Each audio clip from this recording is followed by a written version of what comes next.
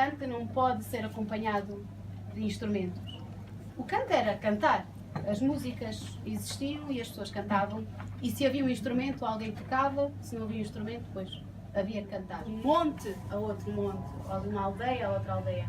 Então era muito difícil haver um instrumentista disponível para tocar nas festas ou para vir tocar ao teu baile. Quero molhar a garganta, quero cantar como a rola, quero cantar como a rola ninguém canta.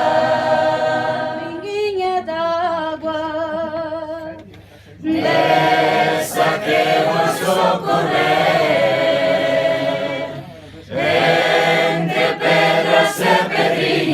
entre pedras e pedrinhas, alguma gota de haver. alguma gota de haver. Quero molhar a garganta, quero cantar como a rola,